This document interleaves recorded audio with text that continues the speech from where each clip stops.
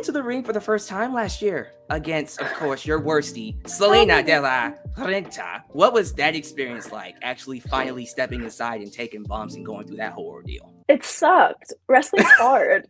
Oh my God. Wrestling is so difficult. And I always said from day one in previous interviews, and anytime I'm asked by fellow wrestlers, anybody, I'm like, I won't wrestle. And then it got to the point where before we really became frenemies and now worsties, we weren't besties. We just hated each other.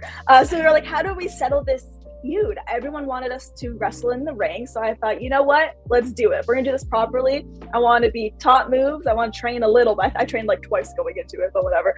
And I wanted gear, and I had gear done for it too. So, you know, it's one of those things where I put my all into it. It was a lot of fun, but man, I hurt afterwards. And I just, kudos to everyone who does it, because I can't stand the act of it. It's difficult. They say they go through it 300 days a year. It's nothing but pain, and it never stops. Yeah. With that said, what is your favorite wrestling match of all time? Do you have a particular favorite in-ring performance that sticks out to your mind? It's the match that just got me hooked to wrestling. I know it's more of a classic and popular one, but Hell in a Cell. I just cannot forget when I was like 3 or 4 years old watching it with my family and seeing all of the crazy moments, from Mick flying off of the top to the tooth that was shoved up in the nose, the ear, like it was so gruesome. And I grew up watching all of those kind of like Tarantino creepier crazy films, so I was like, this is awesome, what am I watching? Right. So ever since seeing that and being captivated, the nostalgia in that one, it gets me, so I'd have to go with that.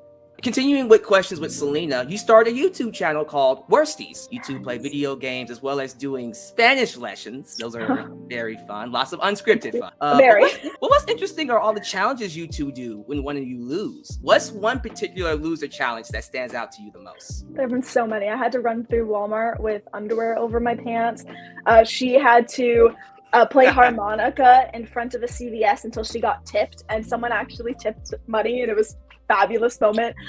She did the peanut butter jelly dance in a banana costume while I can't remember if we were at the mall or Walmart, but we've done so many crazy things. We've ate dog cookies together.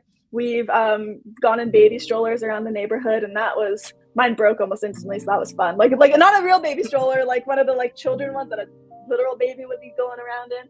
So that was ridiculous. We do so many things. For the grand finale of our season 1 Video Games Not for Dummies, someone's gonna have to streak at the beach, so that's gonna be ridiculous. We're stepping it up. It's gonna be insane. What inspired you guys to create the Worsties YouTube channel? We started to realize that every time we were together, there were so many stupid things that would happen. And we thought, why don't we start to captivate or to capture this and hopefully captivate the audience? So we really started to just pull our phones out. First it started with that kind of stuff, then we went into better quality things, and now we're where we are now. But yeah, it was really bizarre. Just ridiculous things would happen, or someone would say something super funny, and we're like, hey, if it's funny for us, maybe others will love it. And luckily, others have been.